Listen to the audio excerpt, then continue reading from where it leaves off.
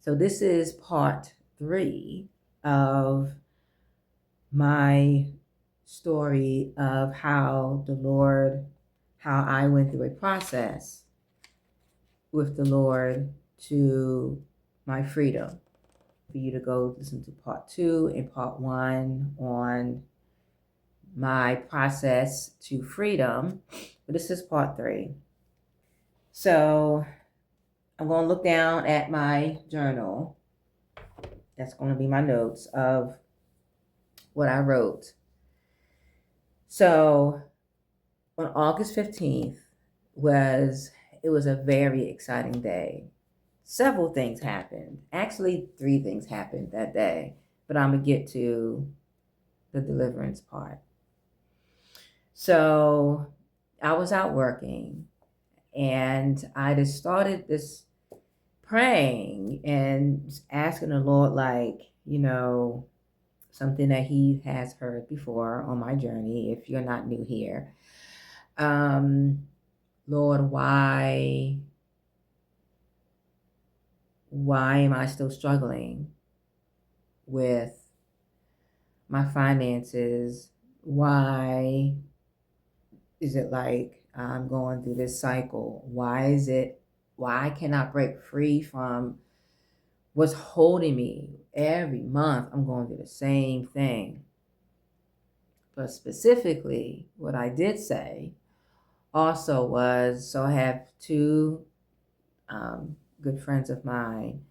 So I was like, Lord, regarding my rent is getting paid, but it's late. It's being paid late. Late as far as I have to pay the late fee. Okay. And I'm just like, I don't like paying my bills late. It's uncomfortable for me. It's just, I don't like it. I would like to be on time. I would like to pay my things and my responsibilities in full. It's just really frustrating to me to have to do that consistently. When things happen, okay. But this shouldn't be a lifestyle in my eyes and in my perception, my understanding. This should not be a lifestyle. So anyway, I was talking to a little about this, and I was like, Rita, she doesn't have to worry about her landlord saying, I'm going to end your lease for whatever reason, because she's cool with her landlord.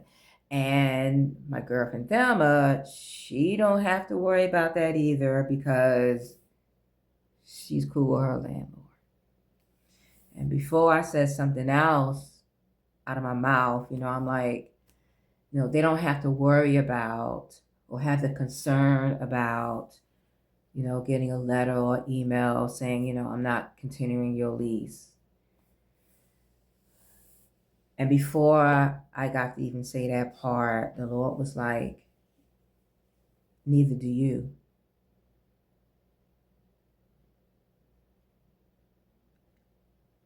And I immediately started crying.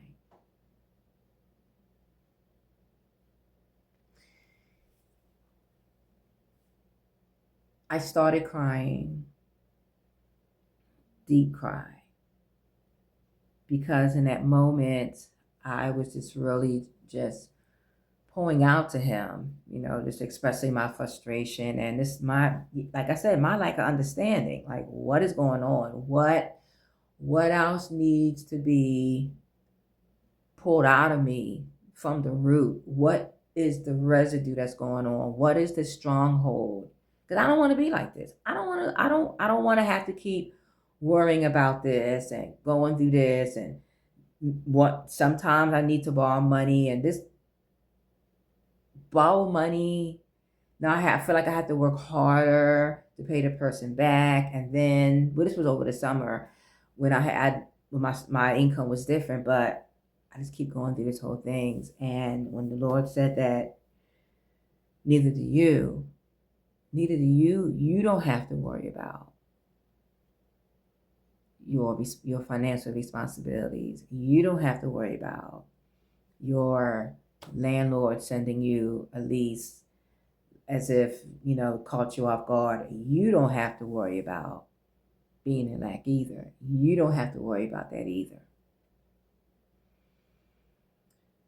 And if you listen to the other videos about this, the Lord took me on this journey of my identity, the little girl in me, and those concerns that I had that was hindering me from trusting the Lord. And I'm saying as I should, because he has proven himself throughout my whole life. And that's why I was saying, what is the hindrance? What is stopping me? What is the problem?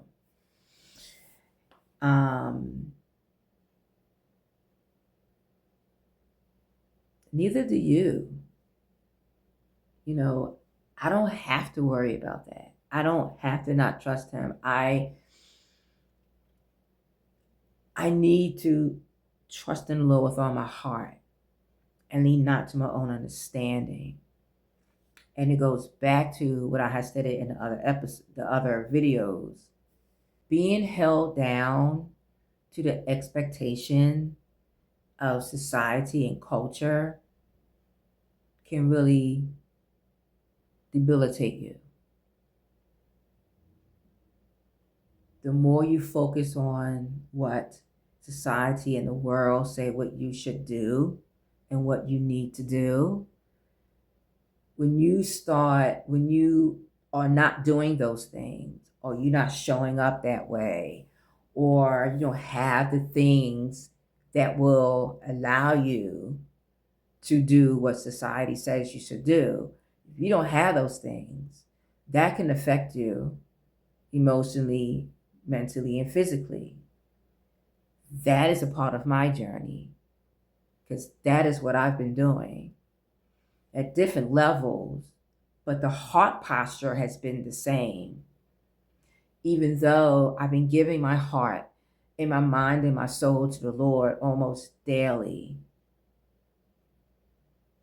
my heart was still wrestling with the responsibilities that it's supposed to be on time and it's supposed to be this and supposed to do that. I am not talking about this being not responsible, but that's not where I'm at in my life. That is not what the Lord is teaching me. That is not how the Lord is dealing with me. That is not what the Lord is pulling out of me, that I've been asking him to do away with, to pull out the root. And lately, it's been a process. And the prayers that I've been asking of him, in his sovereignty, he's been doing it. Weekend of the second week of the month, toward the third, here comes the anxiety. Here comes the fear, the doubt, all the talking in my ear, and all the attacks on my mind. Here it comes. And I tell you, last month, I said to myself, see, that's going to prove it for me, how deep this deliverance went, how deep this freedom have become. And that second week came, chilling. Third week came, not a problem. Not leaning to your own understanding. For me, what I'm learning is that you really can't use your own logic to what something should be. Depending on God 100%, you are walking in faith, but not by sight. You are walking by faith and not by sight every single day. And we all should be doing that as Christians. We all should be. We all are supposed to have faith in the Lord every day of our lives. When there's good things going on, uncomfortable things going on, bad things going on, our faith is not supposed to shake. Our faith is supposed to be firm and on a firm foundation, which is Christ. Life has been doing some weird stuff that doesn't make sense. If you've been trying to find a job and you can't, but for some reason, still got a roof over your head, the bills are still being paid, even if they're late. Even if you may have to borrow money. It's possible that it's something that the Lord is doing in you. And this is the way He is choosing to do it. My prayer for you is to surrender to that. You get in His Word. Don't do this alone. But get in your Word and ask God, what's up? What's up? What's up? All right? I need you to give me understanding. Because this does not feel good at all. And I know this is good for me. Because at the beginning of this journey for me to reclaim my voice, it is about coming out of my comfort zone and allowing the Lord to remove the layers of comfort. Depending on the Lord 100% is not easy. It's not easy. But it is worth it. It is worth it. It will bring you closer to Him. You will see yourself, the good, the bad, the ugly. You will get direction that maybe you didn't ask for before you get the direction with what you did ask for. He's not going to leave you. He's not going to leave you hanging. He's not going to do it. If you are His son, if you are His daughter, if you are in sonship with Him because of Christ, He will not leave you hanging. Surrendering, choosing to die to self, seeking Him for freedom and deliverance, even from the parts of you that you know you don't like about yourself. Whatever level, let's do it with Him. Because that's the only way you can do it. It's with Him. So when the Lord said to me, neither do you, that released me. That released the pressure. It released the stress. It released so much out of me immediately. From part 1, part 2, and this third part of the process to freedom, I am still walking in that now. And I still feel it now. And if you're wondering, was I late on my rent this month? I was. And I was not stressed. I was not stressed. My stomach wasn't turning. Anxiety didn't pop up. It wanted to, but it was so backed up. But I'm grateful to the Lord that His word is true. And He is keeping me.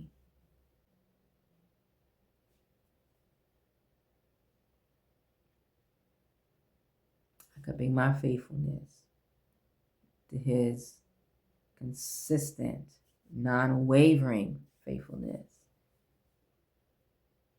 So,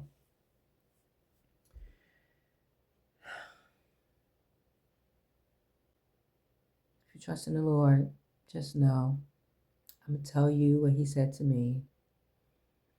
If you are comparing yourself to other people, wondering why so-and-so got this, and wondering why so-and-so able to have this and that,